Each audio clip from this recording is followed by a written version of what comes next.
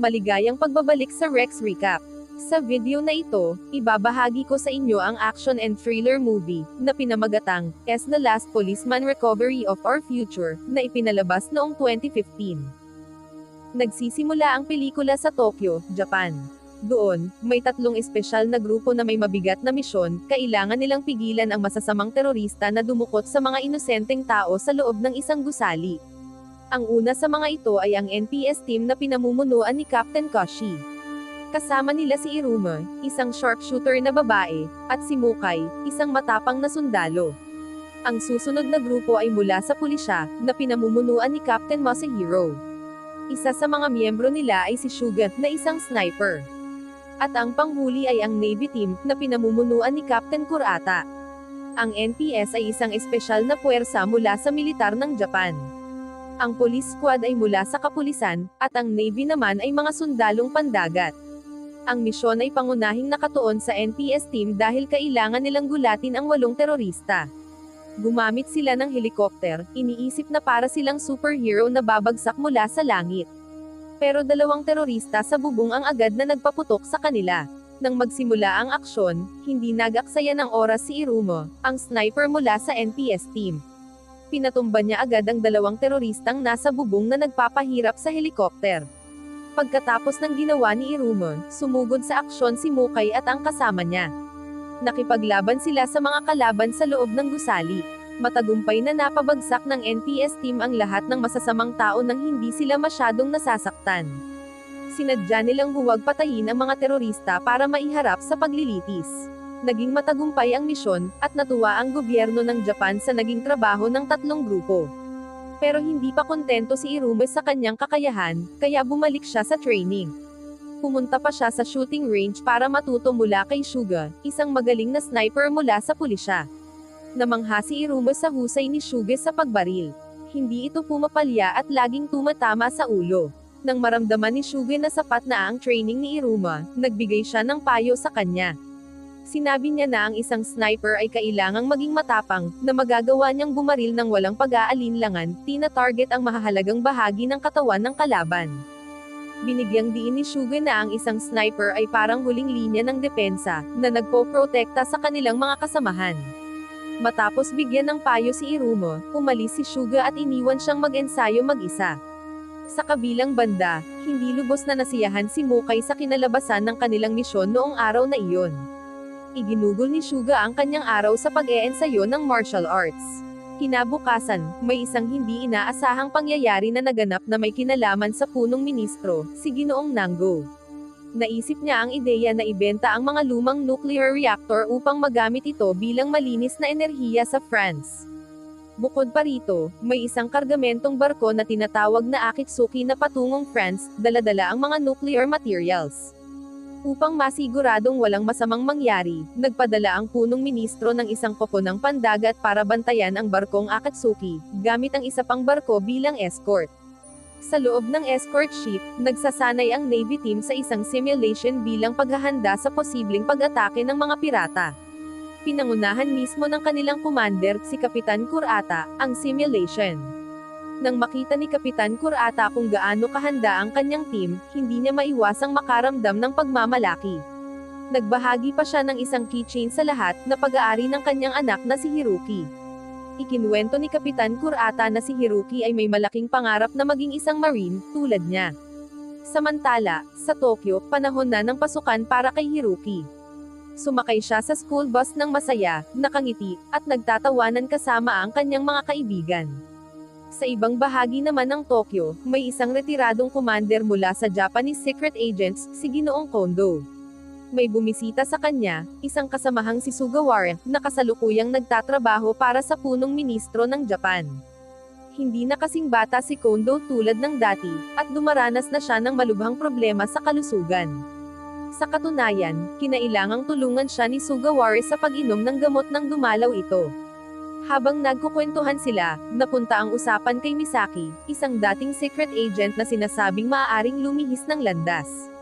Samantala, pabalik sa barkong Akatsuki, ginagawa nila ang lahat para mapanatili ang kaayusan.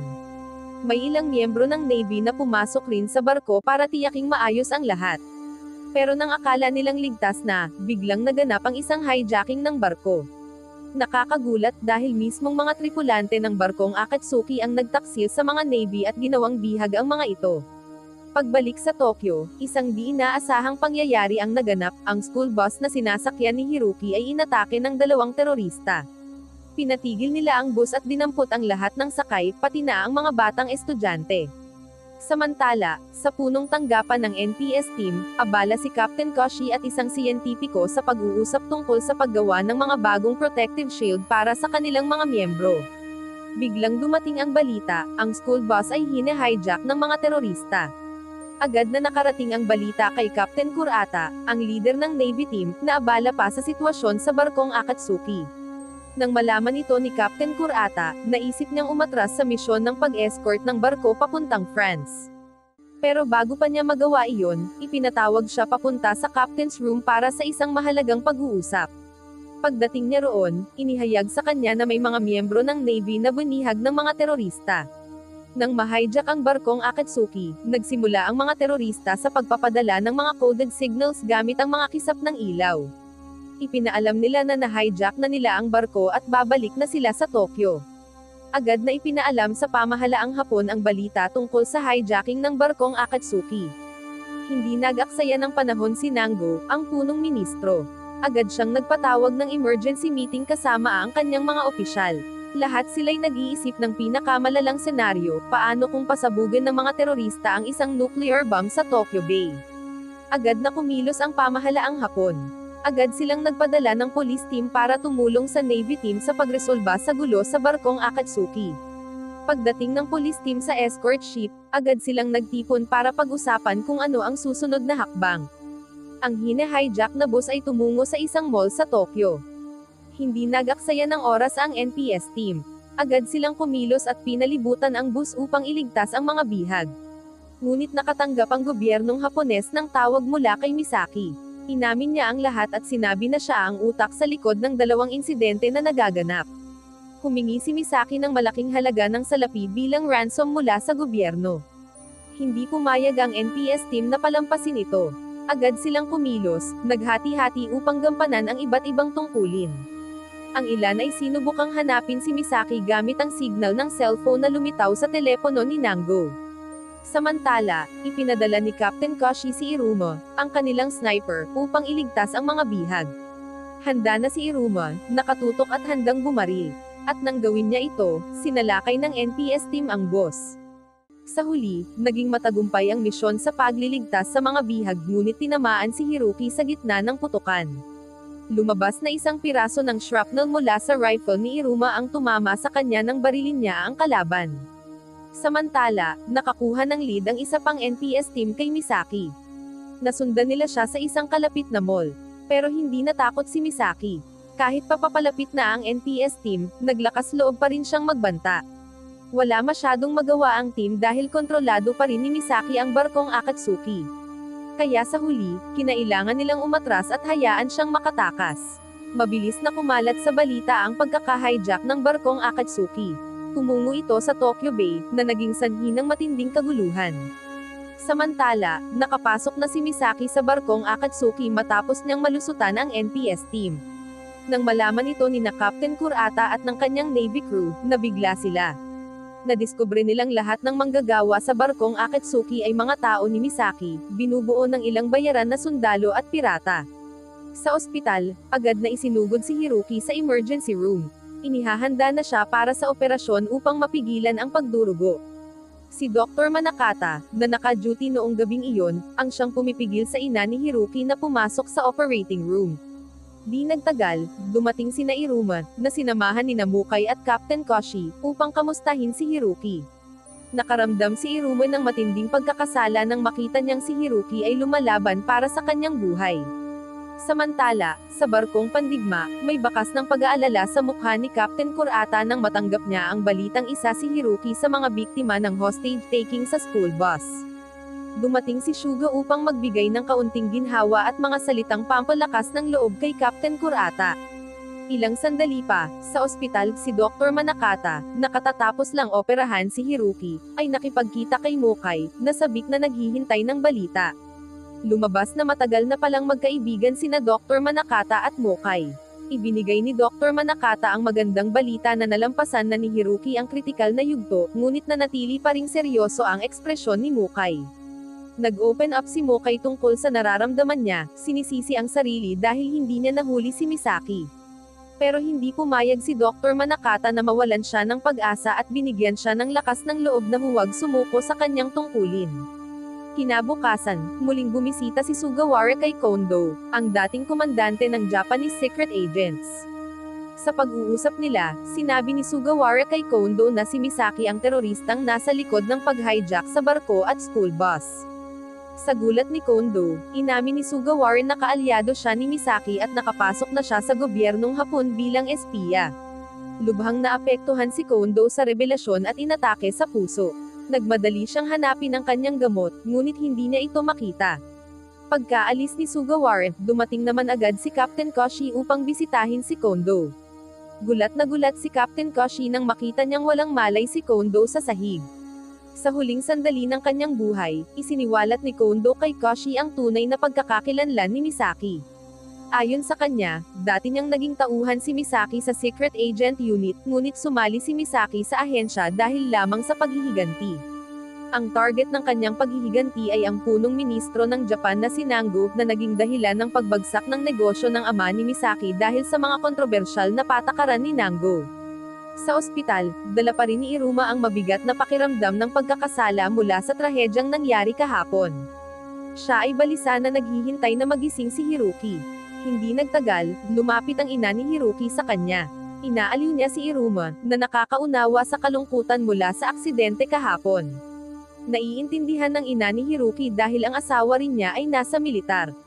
Alam niya ang mga panganib at sakripisyo na kaakibat ng pagiging sundalo sa tungkulin. Samantala, muling nakipag-ugnayan si Misaki sa gobyerno ng Japan, muling ipinahayag ang kanyang kahilingan na makuha ang pera kapalit ng barkong Akatsuki.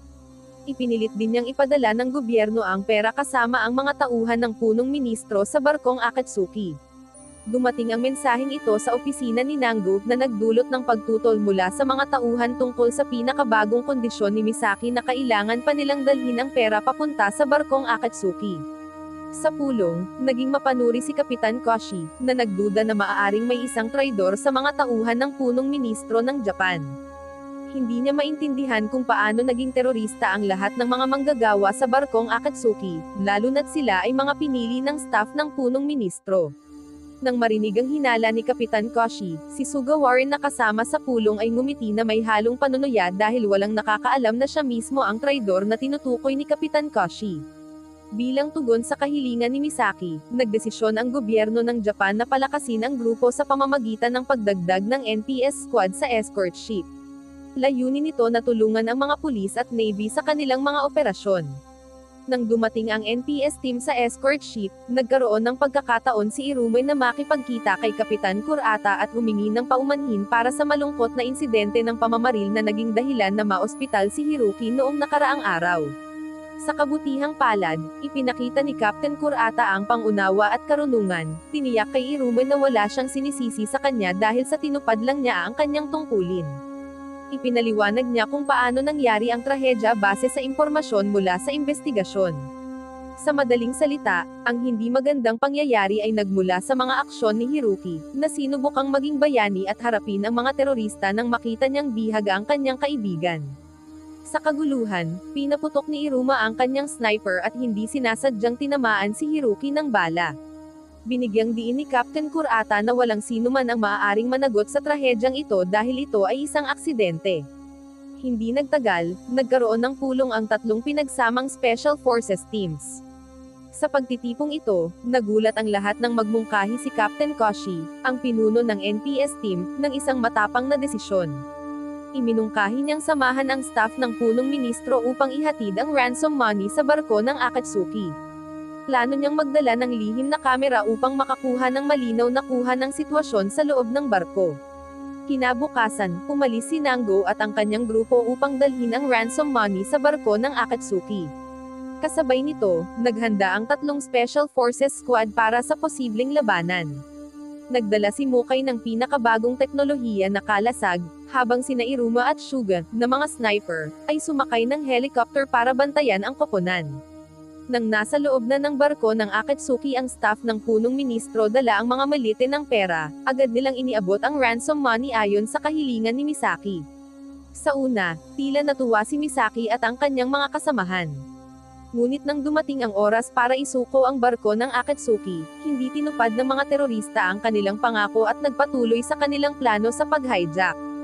Higit pa rito, mas naging malakas ang kanilang posisyon dahil nakakuha na sila ng mga bagong bihag, kabilang na si Nango mismo. Sa gitna ng kaguluhan, agad na kumilos si Kapitan Koshi, ngunit mabilis na nadiskubre ng mga terorista ang kanyang galaw. Nahuli siya at pinahirapan. Samantala, pinanood ng lahat ang footage mula sa nakatagong kamera ni Kapitan Koshi, na nagpakita ng panlilinlang ng mga terorista. Ang revelasyong ito ang nagudyok sa tatlong Special Forces teams na agad kumilos. Lumapit ang Navy team sa barkong Akatsuki sa ilalim ng tubig, habang ang mga pulis at NPS teams ay nagsagawa ng atake mula sa himpapawid. Habang papalapit ang helicopter ng NPS team sa barkong Akatsuki, nakatagpo sila ng hindi inaasahang sagabal, isang lubad na nakatali sa palapag ang pumipigil sa kanila na maglanding. Sinubukan ni Iruma at Suga, ang dalawang sniper, na putulin ang bakal na lubad mula sa malayo. Matapos ang matyagang pagsisikap, matagumpay nilang naputol ang dalawang bakal na lubad na humaharang sa kanilang daraanan. Ligtas na lumapag ang helicopter ng police team at nag-deploy ng grupo ng mga combat soldiers, kabilang si Mukay. Hindi nagtagal, natagpuan ng Special Forces si Kapitan Koshi na malubhang nasugatan at pinahirapan ng mga terorista. Sa kabila ng kanyang malubhang kalagayan, hinimok ni Kapitan Koshi ang kanyang team na ipagpatuloy ang pagsunod sa mga tumakas na terorista. Sa kabutihang palad, nakatanggap siya ng agarang medikal na atensyon. Samantala, lumala ang kalagayan ni Hiroki sa ospital, at natanggap ni Kapitan Kurata ang nakababahalang balitang ito habang nasa gitna ng labanan. Ang pagkaabala na ito ang naging dahilan na matamaan si Kapitan Kurata sa ilang bahagi ng katawan. Sa kabutihang palad, dumating ang rescue team at hinikayat ni Kapitan Kurata si Iruma na huwag sumuko sa kanilang misyon. Iniabot din ni Kapitan Kurata ang keychain ni Hiroki kay Iruma bilang simbolo ng motibasyon para sa kanya at sa buong team.